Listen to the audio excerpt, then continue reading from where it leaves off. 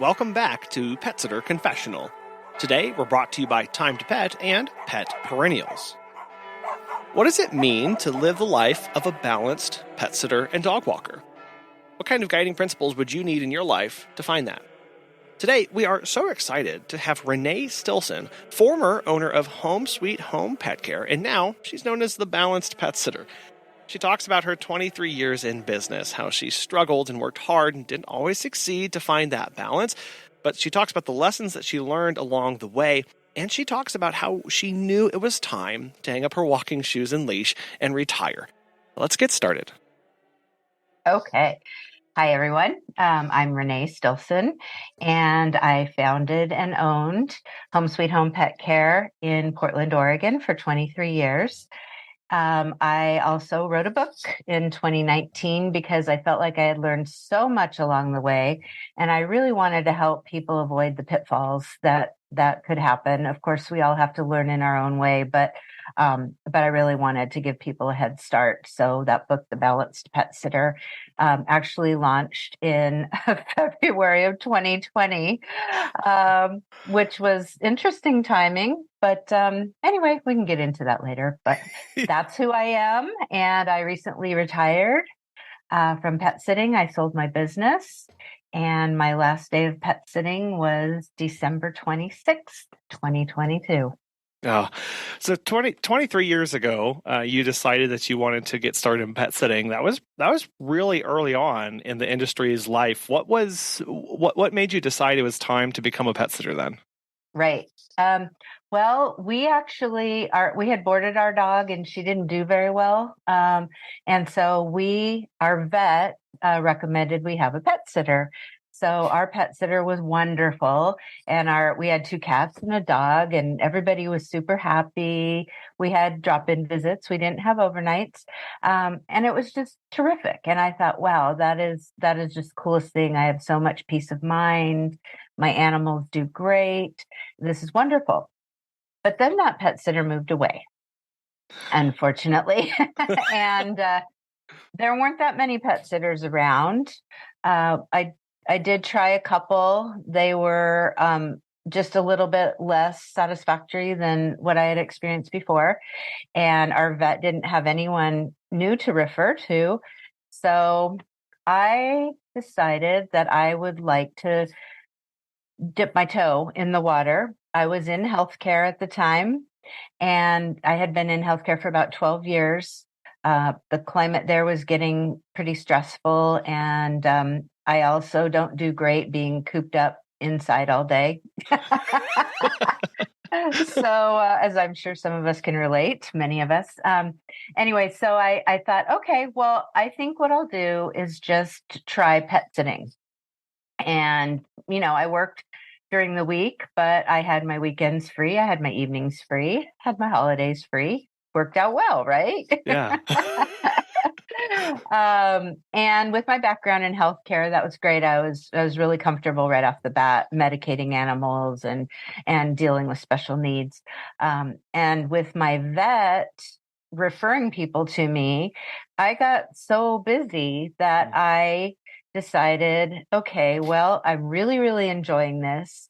And in order to make it a full-time thing, I needed to add midday dog walking as well.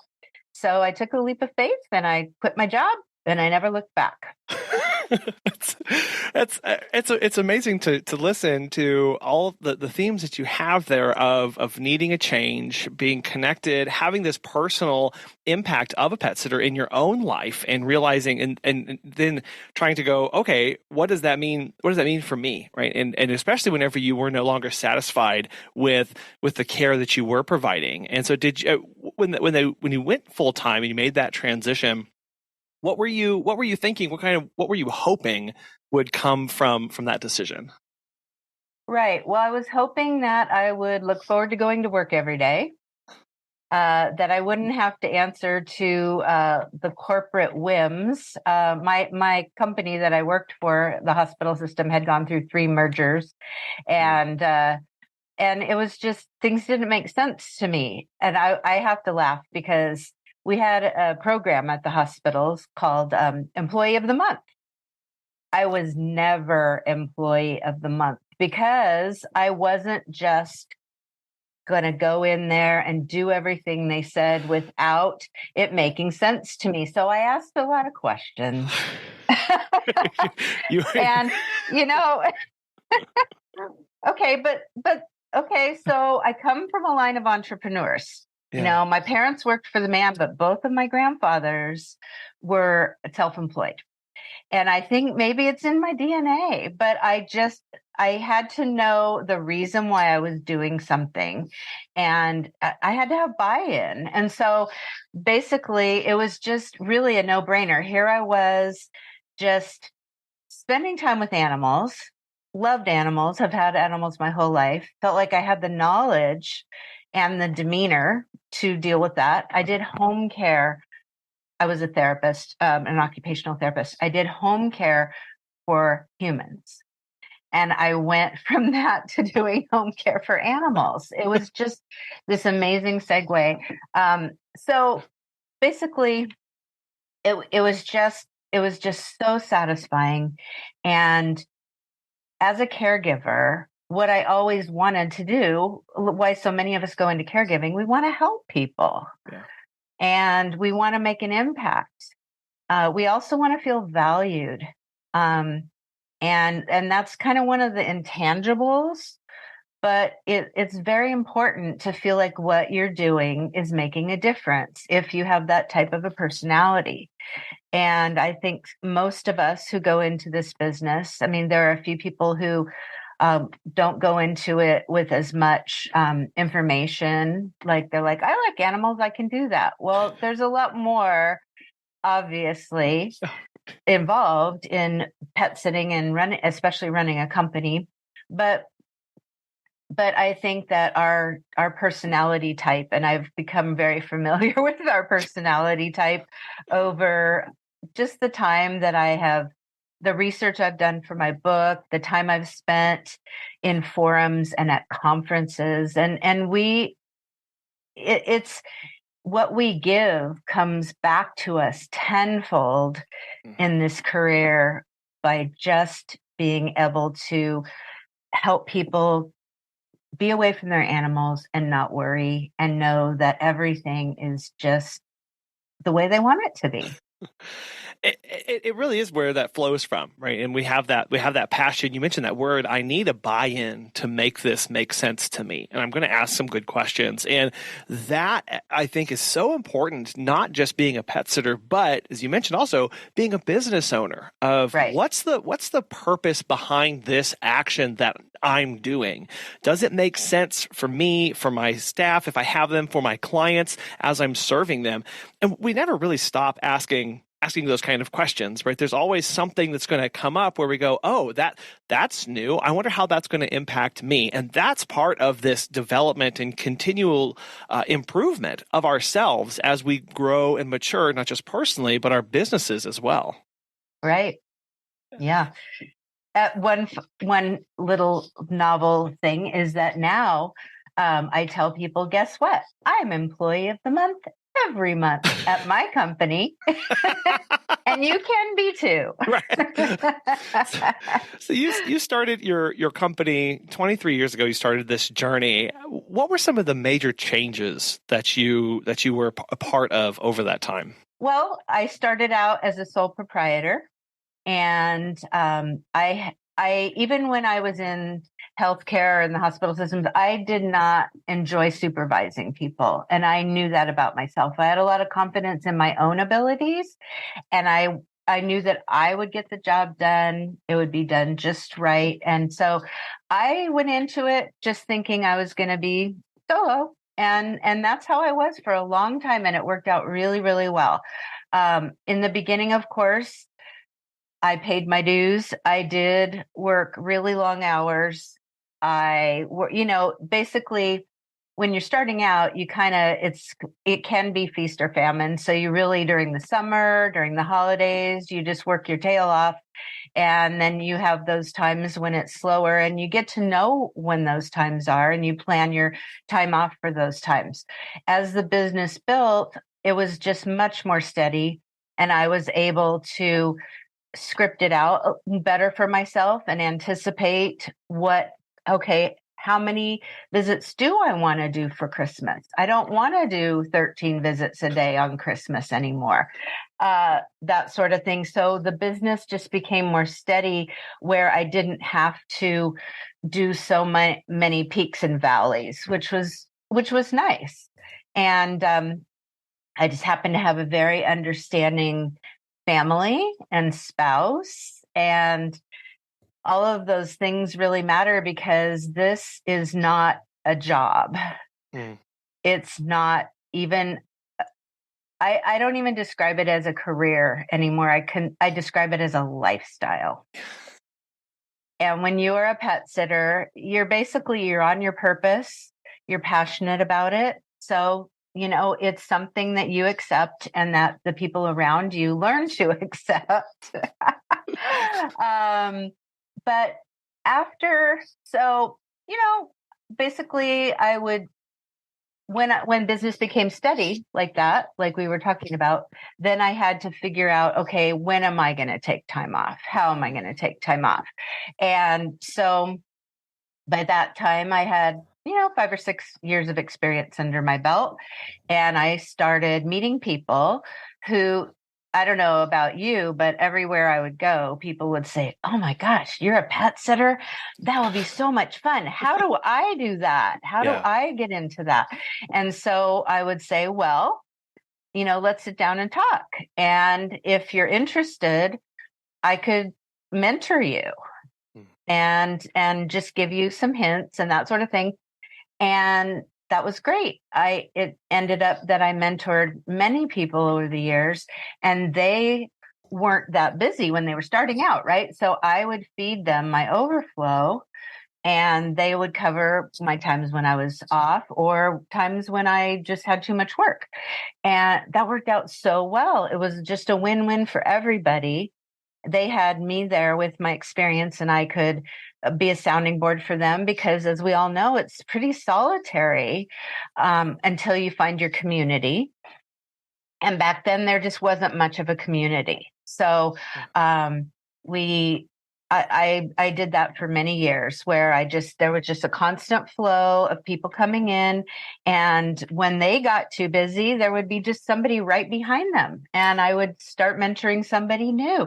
And it just worked out perfectly for all of us. We did form pet sitters networking groups, so that we could all meet and we could all talk about issues. That was before Facebook. That was before all the tools that we have now, which your group is just such a big part of that now, the Pet Sitter Confessional. And so we would get together monthly. I would arrange for speakers. We would cover different topics. We would just talk about issues that were coming up, and we'd have support. Then there just became a time when there wasn't anyone new in the pipeline who I was interested in mentoring, or who had come forward. So I decided, okay, I'm going to take the plunge. I knew a couple people who had ICs. I met with them, independent contractors for everybody.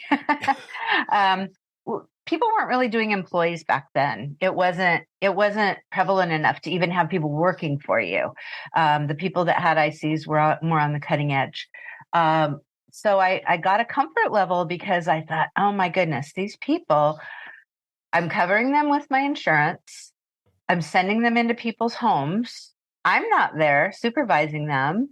And so it takes a real level of trust, and also a lot of faith, I guess how I would say. Yeah. Because you can't control it. And I was used to being able to control every aspect of the job I was doing. So I found some great people. Just slowly, and they were people who I knew, like friends of friends, or some of my friends' adult children, that sort of thing. So we were just rocking and roll, and we were doing overnights. We were doing, dog walks. We were just all over, and it was great.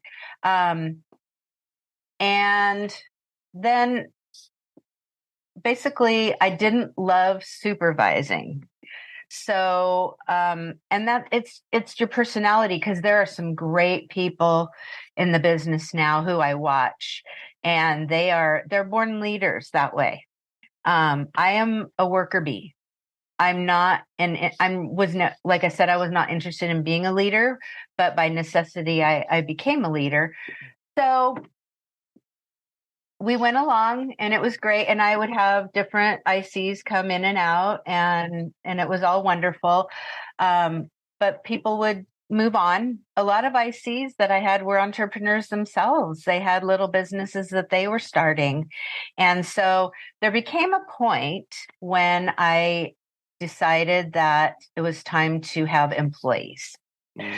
Because also with an IC, the climate was, of course, with an IC, it became very, very clear on how you could manage an IC and how much supervision you could give them, how much guidance. And it was very strict. It was getting very strict here in Oregon. I mean, California has been always on the leading edge of their labor laws, and Oregon, just being north of them, we tend to follow suit. And so it became clear, and I was getting more uncomfortable with the idea of ICs. So, and it's the right thing to do, to cover people with the work comp, and to pay them hourly to compensate for their training. And also it's nice because you can give them direction, and you can say, these are my standards. These are the company's standards, and these are the standards you need to meet. Because the clients don't really know the difference. They thought, okay, when I had an IC, if something was going wrong or if they had an issue, that I could basically take care of that. Yeah. Yeah. But I had to be really careful on how much I could take care of. It had to be phrased as, the client wants it done this way. These are the client's requests. These aren't my requests. I'm not your boss. And so anyway, it was, like I said, natural progression to employees. So I decided to convert. And I met with an employment attorney, got everything totally laid out, understood what needed to happen as an employer in Oregon. And the timing was really good because I was starting to write my book. And that way I could have the staff person who was out there. Really, I could direct them, but I could work a little bit less. And that was nice. So only one of my ICs wanted to convert to employee, but she turned out to be the best person that I've ever had work for me as an employee. She would basically work on the schedule that I asked her to. I still offered her work and gave her the opportunity to say no, because I still could never really get to that point where I'm like, this is your schedule and you have to work that. Same. Because I feel like that's part of why people want to pet sit, is because there is some flexibility. And so anyway, we got into a great rhythm, and I was writing my book. She was doing, I was working about 20 hours a week, and she was doing the rest. The plan was to add more employees over time, but I didn't want to add them while I was in the midst of this whole new venture, writing my book, because that involved a lot of training and onboarding. And so what we did was we just went along that way for about a year, and we were ready to ramp everything up and add about 4 more employees.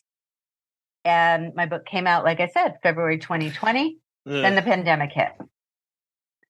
So it was such an interesting time. And I know we all feel somewhat traumatized from the whole thing, a little bit beaten down, maybe rising from the ashes now. But it was such a challenging time for us. We basically had no work. None of our vacation clients were traveling. We had a few essential worker clients whose dogs we walked. And I made the decision to give all of the work to my employee. And like so many of you out there, I applied for the PPP loan. I got that. I kept her working and fully paid for about 3 months. After that, there wasn't anything that, we had run out of our funds. And I did need to start working at that point. I could absorb it to a certain point. And I know a lot of my colleagues who had employees, they're like, I can cover them, but not forever. Like I have some reserves in my business, but it wasn't something that was sustainable. So I laid her off. And she was fine. She found another job within a few weeks. And that was great for her. And I went solo again. Mm. So back to square one, right? Back to basics. So that's what I did. But I didn't want to go back to working as much as I did in my heyday because things were really challenging. We had so many factors to consider with the pandemic. Like it took so much longer to do visits. We had to do our PPE. We're doing shoe covers, hand washing, masking, all that stuff. I mean, visits took at least 50% longer just to navigate all the issues. So I had a more limited availability, and my clients were great because they were just, at that point, some of them were starting to travel mostly out of necessity. And I would just let the clients know, okay, these days I'm completely booked. I'm not I was actually proactive.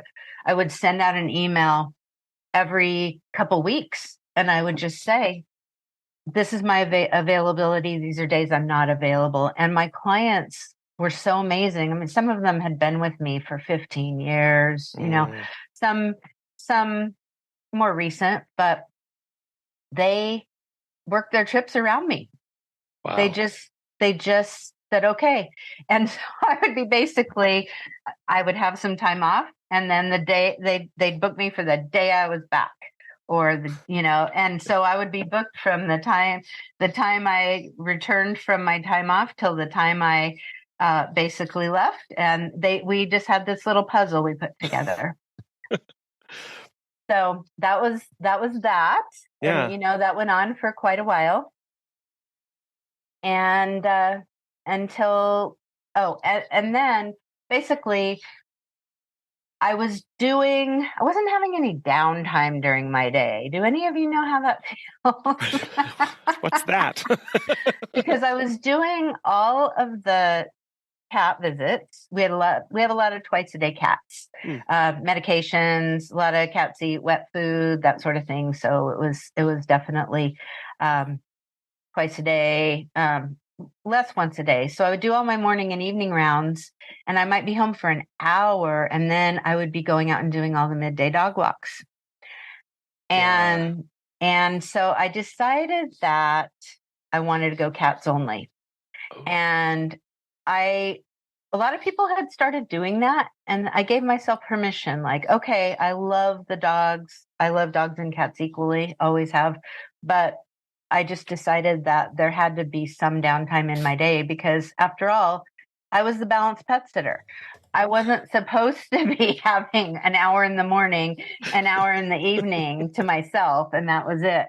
And, luckily I have a partner, and our animals are well taken care of, but I felt like I had no balance at that point. So I decided cats only. That was great. I had colleagues, because people were still looking for business at that point and bouncing back, so they could absorb my dog walking, and that was great. And so for the last 2 years of my career, we were cats only. Have you heard of Time to Pet? Chris Ann from Raining Cats and Dogs has this to say. Becoming a Time to Pet client has been a game changer for us.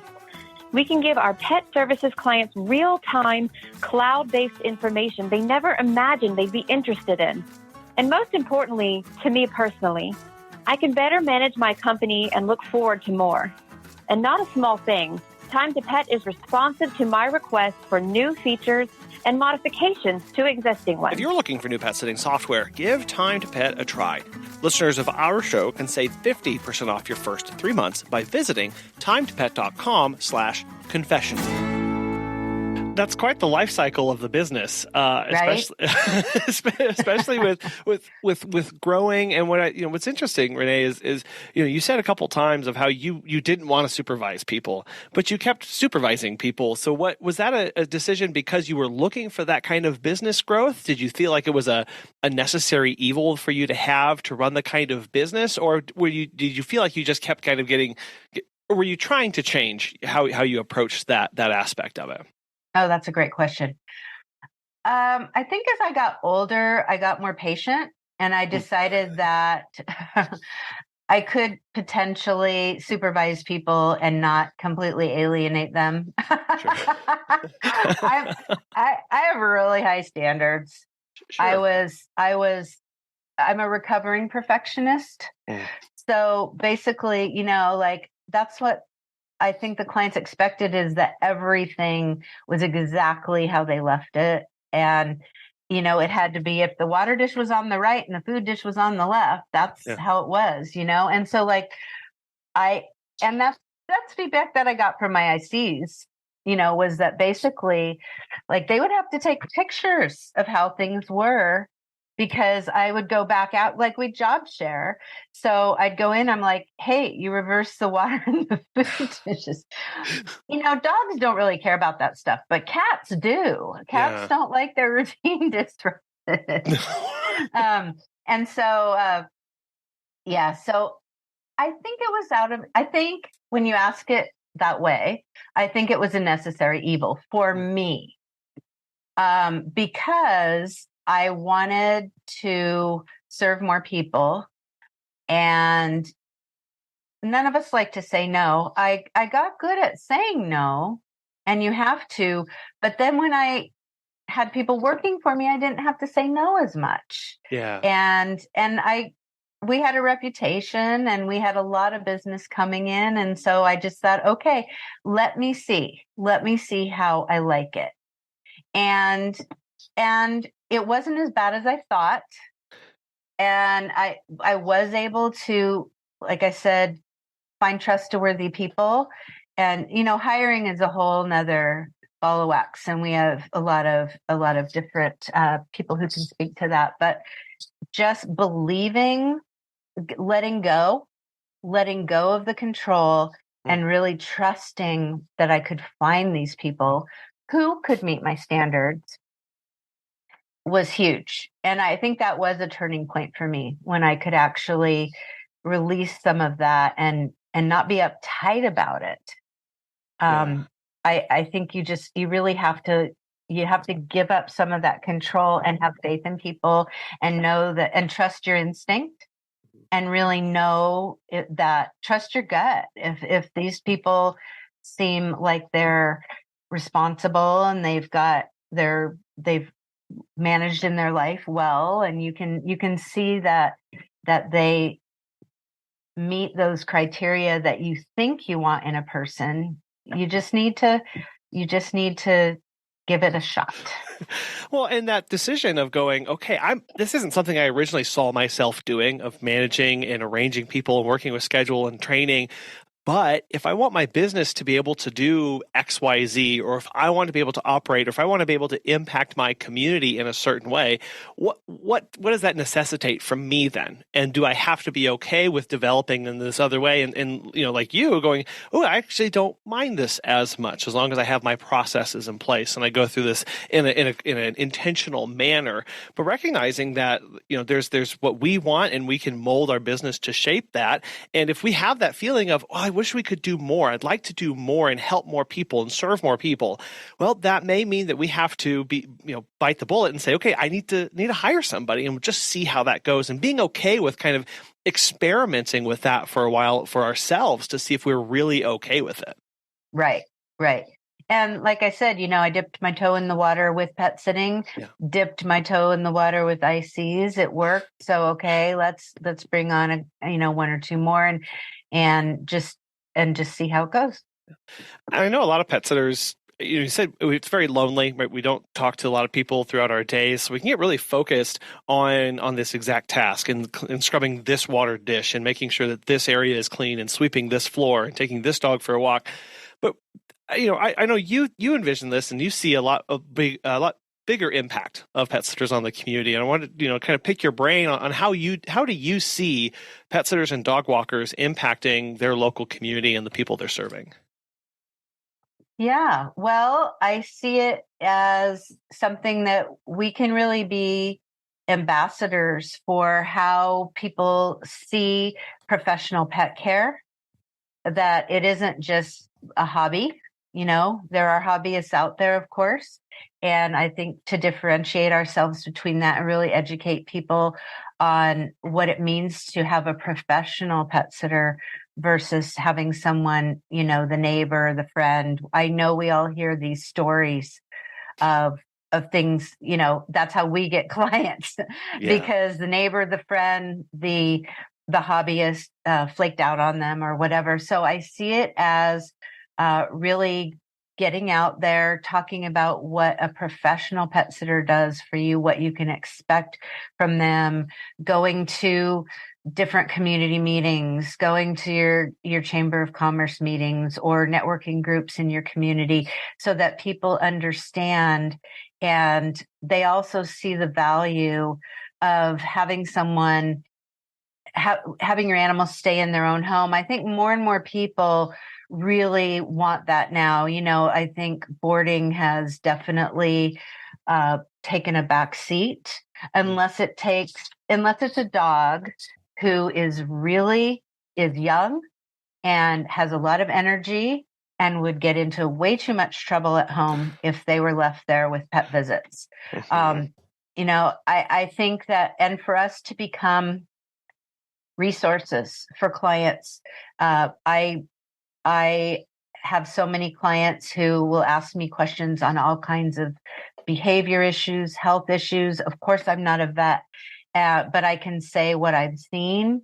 And in my experience, what I've seen work and what I would advise, and also advise them when to take their pet to the vet.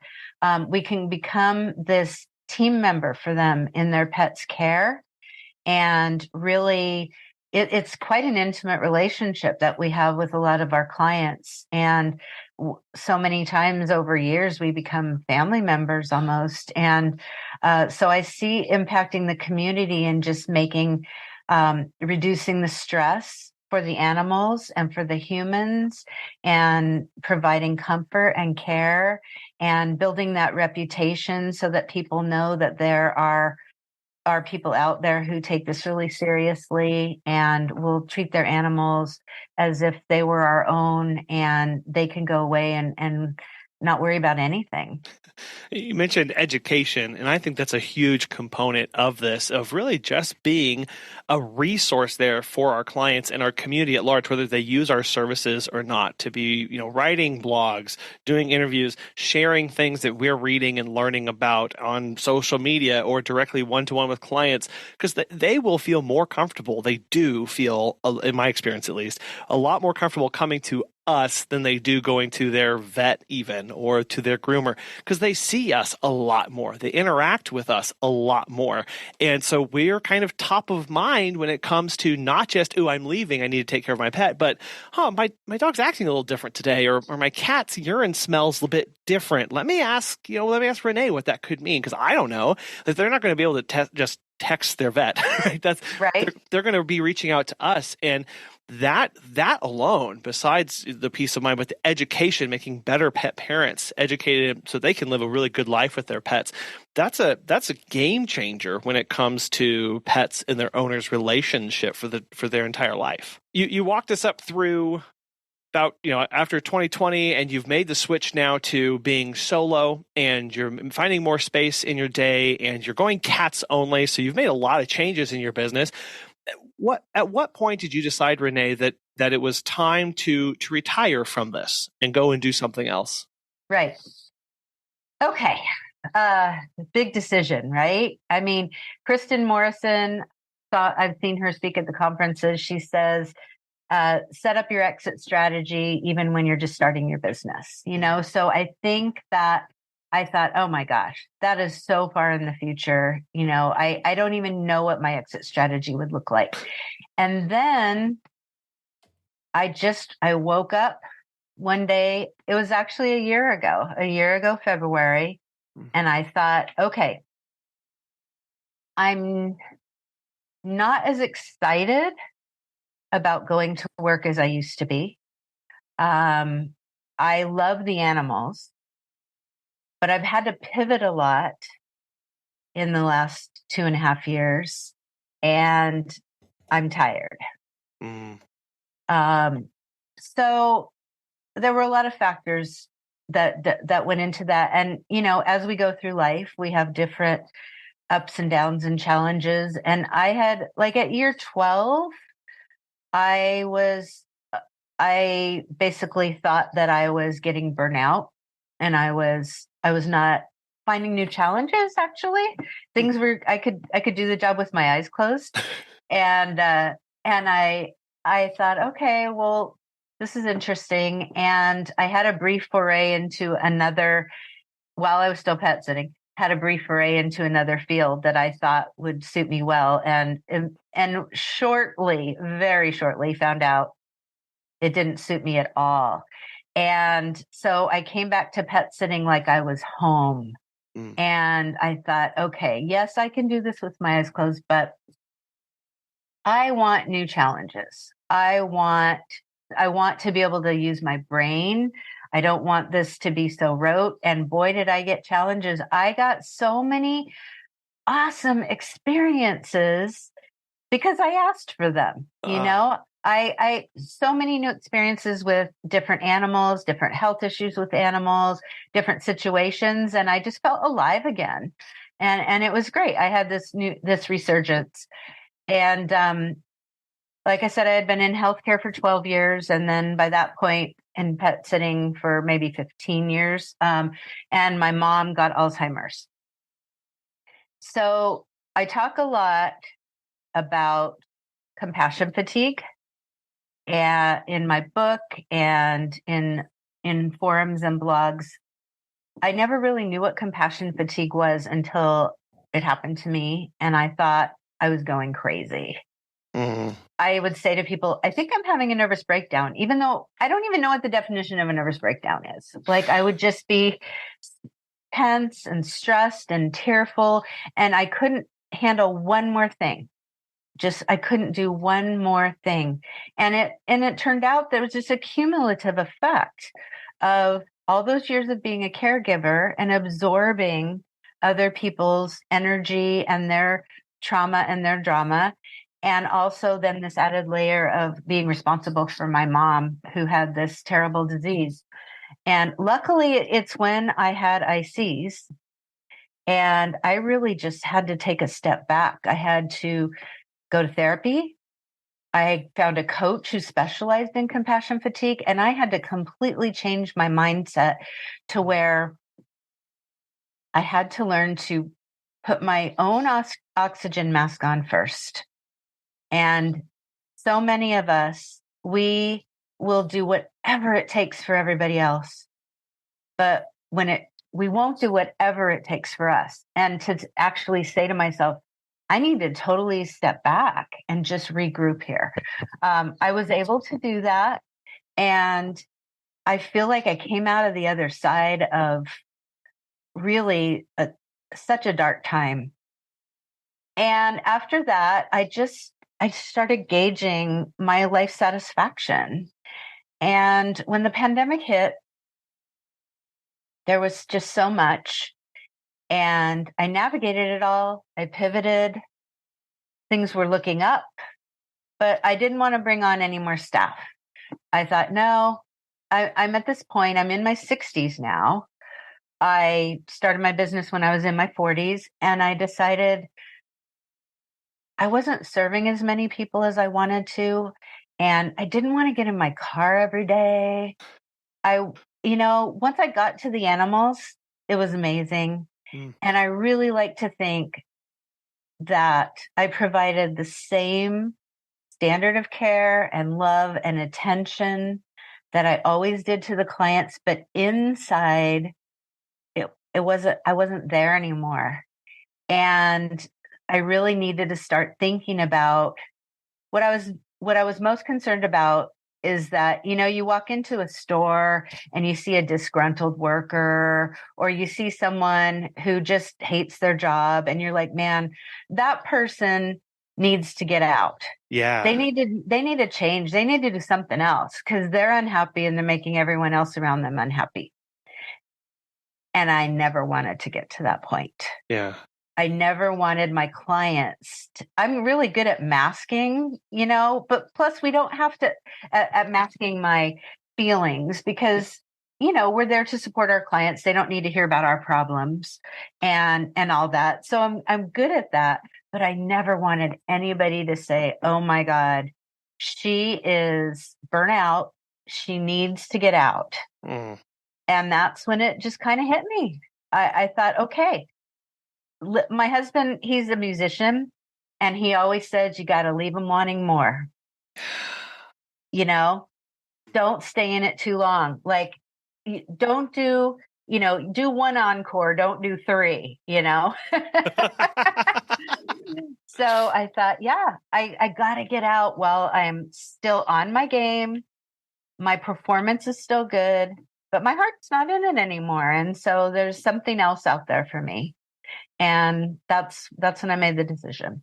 Yeah, well, that can be really hard to see, especially looking back over those years going, or maybe it wasn't hard, Renee, I don't know, but looking back going, everything that you poured into this, you said, I pivoted, I changed, I did all this stuff. It's been 23 years at this point that I've been working on this, but this isn't for me anymore. And really recognizing that that's, wanting to leave your business on good terms, basically, is really what that is, of going, something else is out there and I'm going to try and find something new. I mean, did you ever think that you would retire from running the business, or did you have always something in mind of, well, there'll be a day where this won't occur? Because I know many people just starting or maybe mid-career, we've been in this for 10 years. We still, don't really think about a day where we're not going to be doing this.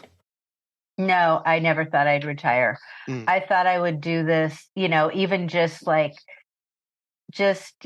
few visits here and there until I basically, rode off into the sunset.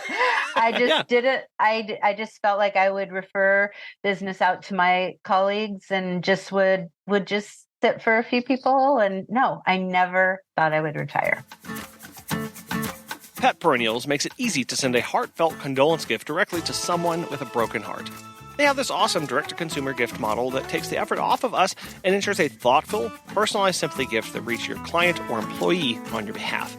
All gift packages include a handwritten card, colorful gift wrap, and shipping fees across both the U.S. and Canada.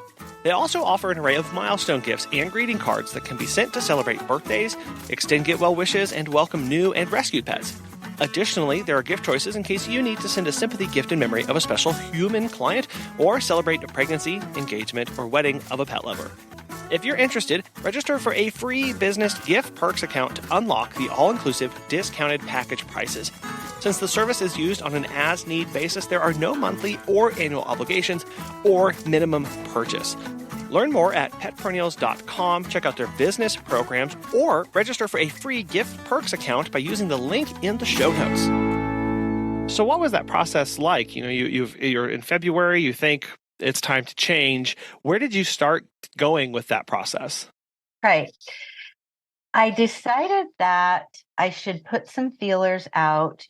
My business wasn't worth what it would have been worth if I'd had 5 employees. If the pandemic hadn't happened, but I still felt like it had value. And I researched how to sell a business through a lot of different avenues, and that's a whole nother conversation. But I also decided I had a meeting with Kristen Morrison a few years ago when I was building the business up and really thinking about, okay, how do you get a business to the point where it is maybe desirable for somebody to take over or buy your client list or whatever? Like I said, even though I wasn't really thinking retiring. And Kristen advises, keep it on the DL. Don't put it out there that you're selling your business, because you don't want your clients all to hear about it, or you don't want this or that. But to me, that's fear-based, and I don't operate on fear. I operate on that if you have an intention and you put it out there and you really are open to receiving what comes, then it will. And I've been in this community for 23 years. I know a lot of people. Yeah. We come across vet techs, trainers, other business owners, people who say they'd love to be a pet sitter. So I thought, okay, I'm just going to tap into that. I'm going to put out some feelers, and I'm just going to ask people if they're interested. And what's so bizarre or fortuitous, we could say one or the other, is that a vet tech who I had known, she was one of my favorites at our vet, and I used to walk dogs past her house all the time, and we would visit. She texted me 2 weeks before this thought entered my mind about exiting, and she asked me if I could take over a dog walking job for her, because her schedule wasn't working to keep walking this dog. And I thought I let her know that I was cats only, but I also thought, oh, that's interesting. I didn't even know she was pet sitting. And so I was asking her, you're pet sitting now? She goes, yeah, I left the veterinary field during the pandemic. It just became too stressful. So I'm pet sitting now. So, okay, just way back, that just went back in my mind. But she was one of the people that I texted when I thought, okay, I'm going to ask all these people in my circle if they or anyone they know would be interested in sitting down and talking about buying my business. And basically everyone was like, yeah, I'm not sure. I'll think about it, or I'll put some feelers out. And she said, we need to talk. Oh, wow. Got right back to me. And like I said, she might not have even been on my radar. We hadn't even seen each other in 2 years. But there it was. There was this opportunity, and I truly believe it was because I was open, and because I had a clear picture of the kind of person I was looking for, and what I wanted for my business. Because this person is like me. When you're around her, you feel like you've been, okay, I'm not trying to toot my own horn here. Yeah. You feel like you've just been wrapped up in a big hug. You just feel the love. Yeah. And she understood animals the way I do. She has been through pet hospice training like I have, death doula training. So we sat down for, just for coffee. 3 hours later, we were just like, okay, this really could turn into something. Yeah. So we decided that what would be best was to bring her on as an IC, a true IC, where I did not have any sort of authority over her, but I wanted my clients to be able to get to know her and experience her style and see how they responded. And we wanted to see if we were a good fit. So that's what we did. 3 months later, my clients loved her. They were so accepting of her. Mostly they were excited because the availability had more than doubled at that point. They're like, my little 20 hours a week, and now her and her 40 hours a week. We were really ramping up. And so they just loved her, and we decided, okay, we're going to move forward with this. And so the thing is that I wanted to circle back to, anyone that you are talking to about buying your business, even if it's just people get a non-disclosure agreement signed, because they can't go and blab to everybody that you're even talking about selling your business. And you can feel comfortable that even though you are taking a risk by putting the word out, there's nothing confidential that person that person has agreed not to share that information. Yeah, well, you can enter into it with a lot more, I like that word, confidence of going, I can really put everything out here on the table, knowing full well that this isn't going to be used against my business, used to poach people or spread rumors or things like that. And just going, I want everything to be out there and we can have an honest discussion about this. Because it is, I'm sure it's scary to start broaching that topic and have all these things running through your head about the what ifs and how is this going to work out and what do I, how am I going to talk to people about this? And I think your idea of bringing them on into the business to start doing visits is a very interesting way of doing that, because it sounds like you weren't really looking for top dollar here. You were wanting best service to your clients and wanting to make sure they were treated well and were continuing to be served the way you would want to be done. That was my goal for my business. It's such a personal thing for everybody. And like I said, I called, basically when I went back solo, I reframed it. I said, I'm a boutique pet sitter. Yeah. We're back to just me, high level of service, just very, very specific clients. I only worked for people that I absolutely enjoyed. And yes, and if I had sold the business, if it hadn't worked out to sell the business to somebody that I already knew, I did not have to train this person on pet care at all. She knew everything about animals that I did, except chickens. I had to train her on chickens. There's always something. Chicken fluently. Anyway, but if I had sold it to somebody that I didn't know and I had advertised it on the open market, the price would have been higher. Now, so it's December 26th and you're wrapping up that last visit ever. Renee, what was that like? It was really emotional. Mm. It was a lot different than I expected, because I was like, I've got my retirement tour planned in January. I'm going to visit all these people. And, I was like kind of on this high, like, okay, this is a lifestyle I've lived for 23 years. And now I'm going to have no obligations. No obligations. What is that going to feel like? And I thought it was going to feel amazing, which of course it did eventually. Mm. But I was seeing all my very favorite clients over the holidays. I cherry picked who I wanted to see because, I want to let you know, I did stay on after we announced the sale. Okay. I stayed on for 6 months to help, because we had work scheduled. We had work scheduled out to help out and to train for Time to Pet. Yeah. Okay. Train for the bookkeeping, all the business management stuff. Okay. Yeah. So I was still there. I was still seeing the clients, and we had lots of work booked over the holiday.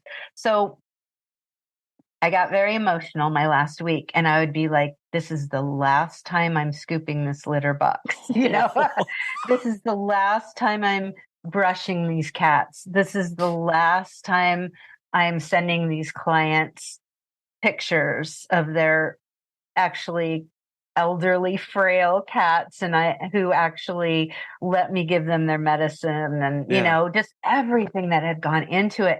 And it's almost like my whole career flashed before my eyes that week. And when I sent that last text and I locked that last door, it was very, very bittersweet. It was. I was like, oh my gosh, this is the end of an era. Yeah. A huge part of who I am and who I was. And I'm going to need to find a new way to be. And it's one of those things that you really can't tell how you're going to feel, because, like I said, I felt like I was just going to be floating and ecstatic. And it took me a full month to decompress from 35 years being a caregiver. Not feeling, oh my gosh, I got to get up. There are pets to see. Having dreams, right? If you have dreams, you need to be at a certain Yeah. How client's many visits have you been late to since You're then? right? Yeah. So it was a process for sure. It wasn't a line of demarcation at all. Yeah. It was definitely something that took time, and I've learned to embrace it. Sure. And I still keep in touch with a lot of my clients because they text me pictures and what's happening, and I text them, and I'll be going back to visit people and that sort of thing. But it was light and heavy at the same time. Yeah. Well, so a lot of our listeners are very new in their journey. Maybe been in business 1 year, a month, or we're still 10 years, but we're in 30s, 40s. What advice would you give us to start preparing for that day, so that when we do lock that door for the last time, or when we do decide to make that change, how can we prepare now, or is there anything we can do to get to that point where we're ready? I think a big thing is to live your life very intentionally now. From the title of my book, I am really, really focused on having balance, because I've seen pet sitters run themselves into the ground. I've seen people just in tears at the holidays, being overbooked and the weather's bad and they don't know how they're going to get from place to place. And so I think along the way, make sure you're having fun. Make sure that you are putting on your own oxygen mask. Doesn't involve being selfish. It involves taking care of yourself so you can take care of others. If you're frazzled and stressed out, trying to get through traffic, all of those things, it takes away the pleasure of this. This is the best job in the whole world, as far as I'm concerned. Yeah. And being your own boss, calling your own shots, having variety and flexibility. No 2 days are the same. They're and feeling so valued and having just a full heart. Just make sure that your engine has enough gas in it, and that you're taking time off. You're scheduling that for yourself. You don't need to give 100% every day. I mean, we give 100% when we're there with the animals. Be in the moment, enjoy it, be there for the clients, but also give yourself 100% and have fun, find joy, play, plan vacations. When I hear people say, I haven't had a day off in 3 years, I'm like, oh man, that is not a badge of honor. That is a red flag. And so when you're starting out in your business, make your area specific. Don't take clients way out of your area just because you need the money. You will end up having to refer them to somebody else later. Why not just let them get to that person in the first place? And stay out of fear. Fear is a huge factor for any business owner, because there's feast and famine, especially when you're starting. And if you're doing something out of fear, I can guarantee 100% it's not going to be the right thing. You need to really love yourself, and love yourself enough to say no to situations that don't work for you. And when you're new in business, you're going to get in those situations and you're going to go, oh, what was I thinking? And I saw it. My gut told me when I went to that meet and greet, but I took the job anyway. Okay, so you did that. So don't beat yourself up for it. You have, most of us in this business have really good gut instincts and intuition. Mm-hmm. You take that feeling that you had at that visit, and when you get that feeling again with a client, run the other way. Just say, I'm sorry, it's not a good fit, because you're going to learn. You're going to learn some things the hard way, and we can't avoid that. but we can listen to our colleagues, we can listen to other people's experiences, and we can take those experiences and go, no, I don't have to accept less than what I deserve. I can actually work for people I enjoy. I can do the job that I want to do. It's my company. I can call the shots. Basically, if you do things out of fear, you're going down the wrong path. So really listen to yourself and learn to trust yourself, because you can trust yourself and take those experiences forward with you. And you learn what you enjoy, what you don't enjoy. Just like me, I learned I could supervise people. Yeah. And I wasn't an ogre. Oh. I really, in my younger years, I didn't have very much tact. I just said it how it was. And I learned to temper that. I learned. And if you want to grow your company, do it in baby steps. Just do it and see how it works. And what I did find, honestly, is that 1 or 2 staff members is not profitable, and it's a lot of effort. So if you're going to bring on staff, obviously I said do it slowly, but I really think at least 4 or 5 staff members is what would make it worthwhile, especially with employees, because you have a lot of expenses involved with that, and you can spread that out over more employees and more visits. So that is one thing that I think, you don't have to grow huge. You don't have to have 30 employees, but I think at least 4 or 5 could be your goal if you want to have staff, unless it's only for, unless you don't care about making profit, you only want to serve enough clients to give yourself that breathing room. And you need to decide. Well, and making those small adjustments, because, if we're looking for this balanced life, just like a boat, if you come in and you grab the side of a canoe and really jerk it around up and down, it's very likely going to tip. But if you make small adjustments, if you're careful getting into the boat and balancing and shifting out the weight, you'll be able to find balance a lot faster. And because what we're balancing here is not just the business operating, but it's our own life in conjunction with the business, and that we are impacted by how the business runs, and the business is impacted by how we're running. And so as we make adjustments to our business, we do the work now to see how we adjust our life around that, and what that means for us with the new schedule or the new management or the new service that we're offering, and how that sits with us. And if we come in and change everything all the time, all at once, right? We're not being kind to ourselves to make the adjustments that we need so that we can continue to do this and show up 100% for our clients and ourselves. You said it, Colin. I mean, it is it in a nutshell. I love that boat analogy. And one other thing I would like to say is, don't be afraid to say, I made a mistake. I don't like this. I'm going to backtrack. Yeah. It's okay. It's okay to say, hey, I tried it. I didn't enjoy it. I'm going to go back to being solo.